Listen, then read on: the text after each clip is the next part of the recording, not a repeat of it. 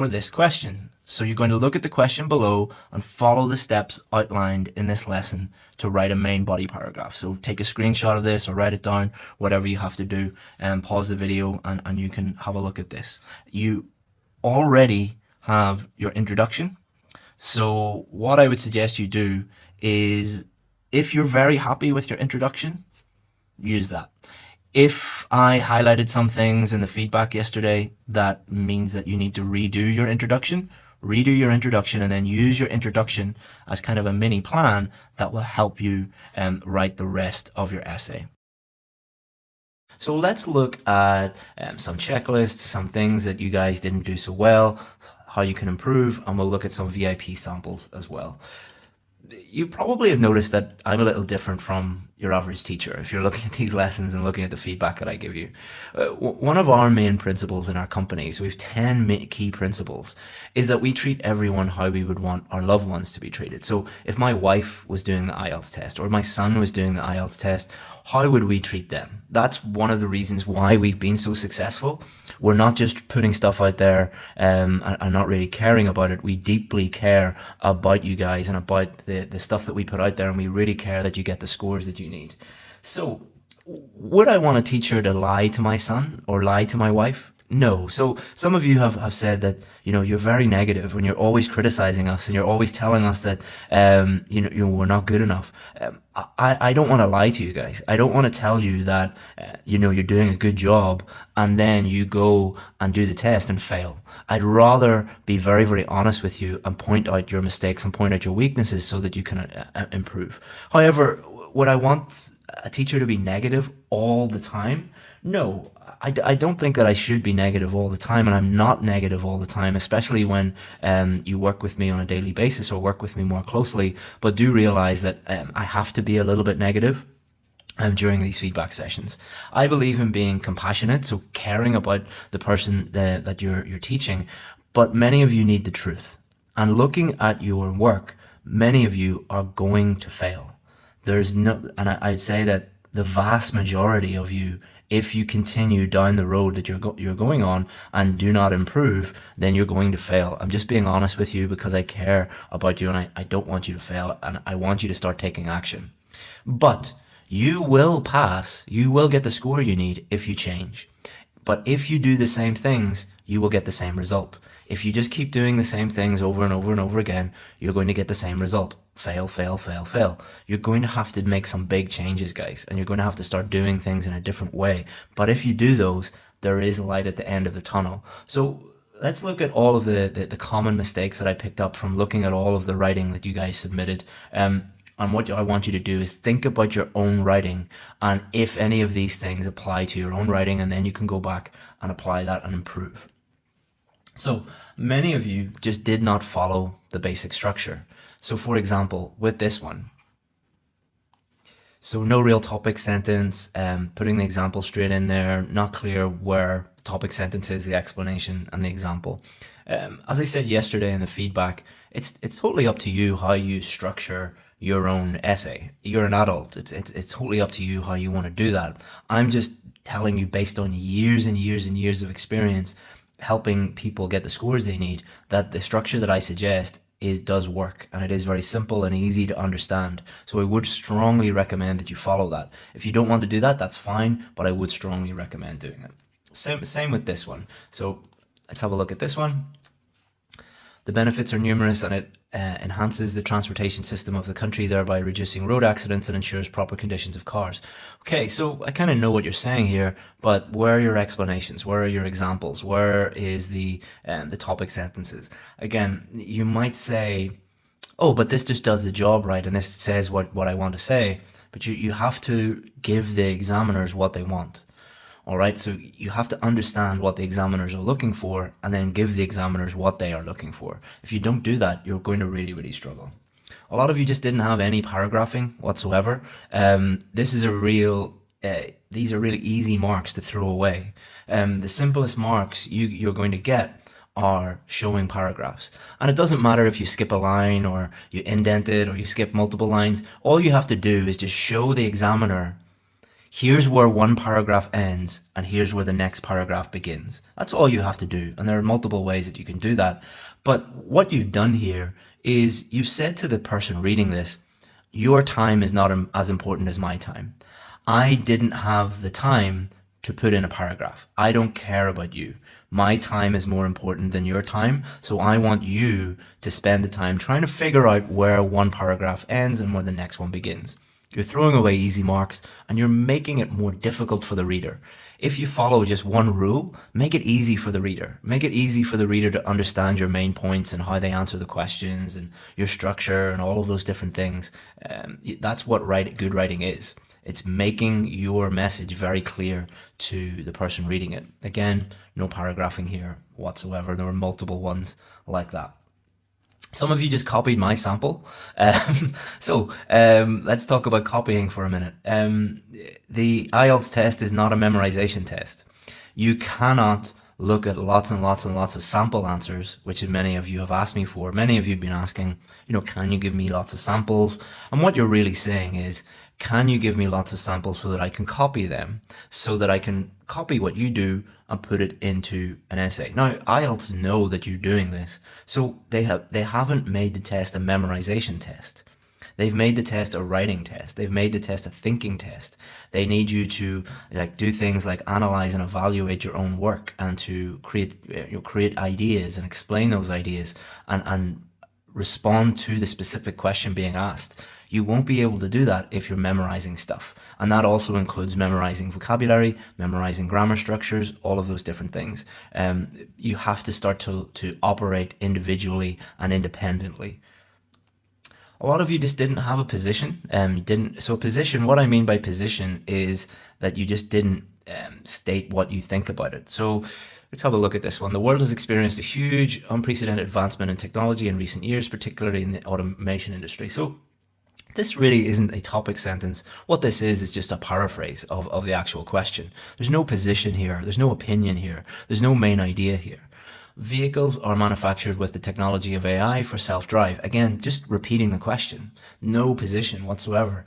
Taking an example of Vorge cars, which are made in China, they have devices that enable to be remote controlled and hence self-driven. Due to this, they are the best-selling cars in China. Okay, so this is a very, very common mistake. And I think it comes from, in a lot of cultures, because I've taught in many countries where this is the case, and I have students from all over the world, in many cultures, it's not taught that you should take a very strong position on something.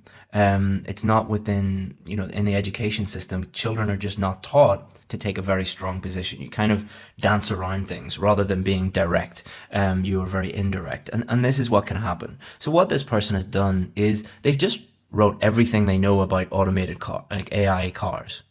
The task being set is not write everything you know about the topic.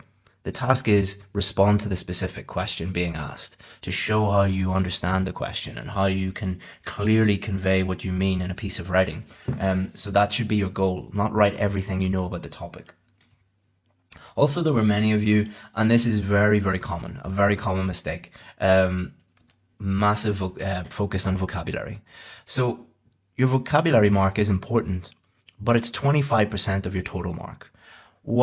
So the person who wrote this thinks that vocabulary is the most important thing. Driverless vehicle, technological lift, automation sector, computer manageable programs, interpret human-like sensitivity, invest in further control. Like all of these things, they're showing off. They're trying to impress the examiner rather than just answer the question. And a lot of this vocabulary is wrong. So what's happening here is A, you haven't answered the question, so you get a low mark for task achievement. B, your answer is not clear, so you get a low mark for coherence and cohesion. And C, you have made lots of vocabulary errors, so you get a low mark for vocabulary. And also D, you might make lots of grammar errors because you don't know how these words operate in a sentence. So many people will look at this and think, wow, this person knows big words. They must be really good. Actually, it's one of the worst ones that we saw. Be very, very careful about showing off how amazing your language is. Again, this is not your fault. This is related to the fact that many of you have gone to IELTS schools or have IELTS teachers that tell you all you have to do is, insert lots of big words and you'll get a high score. Now, if that were true, then all of you would get a really high score, because that's what a lot of you do. Most of you don't get a high score. Why do you think that is? Do you think it's a good idea to keep doing these things that all of your teachers and websites and YouTube videos tell you to do? Or do you think that you should maybe change the way you do things and start doing things effectively? A lot of you had a lack of cohesion in your samples. So some of you wrote your introduction and included your introduction with your main body paragraph, which was great to see, because one of the things that the examiners will be looking for is your ideas, your outline of your main ideas in your introduction match your main body paragraph. So this person has said this is due to the advancements in technology. Okay, so that's fine, no problems there. However, that needs to be in your main body. So their main idea here is manufacture more efficient cars than in the past. That's two different things. So what you've said is, to the reader, you've said, I'm going to talk about advancements in technology. So they're expecting that, and then you talk about something else. So it's kind of like going into a restaurant and the waiter saying, yeah, our special today is steak. Would you like a steak? You're like, yeah. You're sitting there, you're expecting a steak, and then they bring out a bowl of ice cream. It's like, there's no cohesion there. There's no congruence there. Why do we write an introduction? We write an introduction to tell the reader what's going to happen. That needs to match up with the main body. So be very careful there that they all match up. Also, a lot of you had very, very vague topic sentences. For example, it is a irrefutable fact that a human has made a huge progress in technology. Very vague background statements. Don't write a background statement, write a topic sentence. There's a massive difference between topic sentences and background statements. Background statements will always have words like nowadays, improving day by day, in modern life, in the modern world. They very, very rarely actually state your main idea. Topic sentences are simple. You just write, this is my main idea, and write that down. Also, a lot of you had explanations not answering the question. So if you have a look at this one, you'll see why. So if we have a look at the explanation here, the cars with this technology have automatic brake in case of crash danger, automatic temperature adjustment, and self-driving by driver choice. Now that's telling me everything this person knows about what they know about an AI controlled car, but the question wasn't what is an AI controlled car. If the question was what is an AI controlled car, then this would be great. But the question is not what is an AI controlled car. So you have to answer the question that is actually being asked. Another common problem was example not proving main point. So let's have a look at this. So this person is talking about Cristiano Ronaldo. So what? So just because Cristiano Ronaldo drives an electric car, an AI controlled car, what has that got to do with your main point? What has that got to do with the question?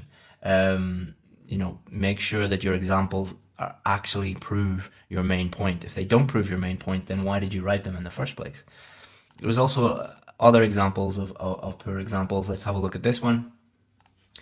For example, my uncle owns a self-driving car, and he is amazed by the precision and accuracy of these automated systems, adding to the mental rest of not driving when the road is really congested. So just because your uncle drives a car, that doesn't mean anything. That's just one person. So be very, very careful with using personal examples. Like I could say something like, my grandfather smoked 20 cigarettes a day and he lived until he was 100. Therefore, smoking doesn't cause cancer. Would that be true? So yes, it's true that my grandfather smoked 20 cigarettes a day, but that doesn't prove that smoking isn't harmful to your health, because it's just one person. So don't use one person to prove a general point, all right? Because there are always anomalies, all right? So be very, very careful with those personal examples. Let's have a look at this example. For instance, recent news update has it that one of the richest men in Africa was seen in a sophisticated software installed car. Okay, again, one guy does not prove anything.